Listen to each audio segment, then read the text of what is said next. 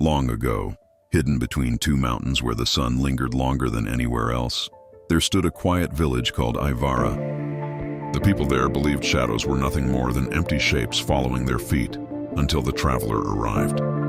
He came at dusk when the sky burned orange and every shadow stretched long across the earth. The stranger wore a cloak darker than night, and when he stepped into the village square, the strange thing everyone noticed was this: he had no shadow. The villagers gathered around him, whispering. "Where is your shadow?" one woman asked. The traveler smiled calmly. "I traded it," he said, "and in return I received everything I ever desired." The villagers laughed nervously, thinking it was a joke, but the traveler raised a small silver lantern. Inside it, something moved, like smoke trying to take shape. "A shadow," he explained, "is more than darkness. It is the weight of your fears, your regrets, and your doubts. Give it away, and your deepest wish will be granted." The square fell silent. A farmer stepped forward first. He had struggled for years with dry fields. "If I give you my shadow," he asked, "will my land become fertile?" The traveler nodded. The farmer agreed. The moment the lantern touched the ground, the farmer's shadow peeled itself from his feet like liquid ink and slipped into the lantern. The next morning, rain fell for the first time in years. Word spread quickly. One by one, villagers traded their shadows. A poor woman wished for gold. A lonely man wished for love. A sick child wished for health. And every wish came true. Soon the streets of Ivara were filled with laughter, wealth, and music. No one had shadows anymore, but no one cared, except for one person, a young boy named Taran. Taran had nothing to wish for. His life was simple, and so he kept his shadow. Years passed. Then something strange began happening at sunset. As the sky darkened, the ground grew darker than it should. The darkness stretched and twisted like living smoke.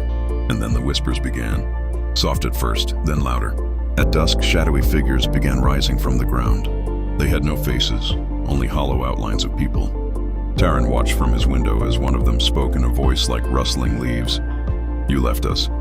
Another whispered, "You abandoned us." Soon the shadows roamed the streets every night, growing stronger. Doors slammed, fires flickered. Animals fled the village. The traveler returned one evening, standing in the same square where it all began. The villagers rushed to him in fear. "You promised us happiness," they cried. The traveler lifted his lantern, now glowing like a storm of black smoke. "I kept my promise," he said quietly. "I took away your fears." He looked toward the growing army of shadows crawling across the village. But fears do not disappear, they grow. The villagers realized the truth too late. Their shadows had not been destroyed, they had been waiting. Taran stepped forward, his shadow still attached to his feet. "Can we fix this?" he asked. The traveler looked at the boy for a long moment. Then he smiled. Only those who kept their shadows can face them. That night, while the villagers hid inside their homes, Taran walked into the darkness. His shadow stretched behind him, meeting the others. For a moment, the entire village held its breath. And slowly, the whispering stopped. Because shadows, once faced, no longer need to haunt. And from that day forward, the people of Ivara told their children a simple lesson.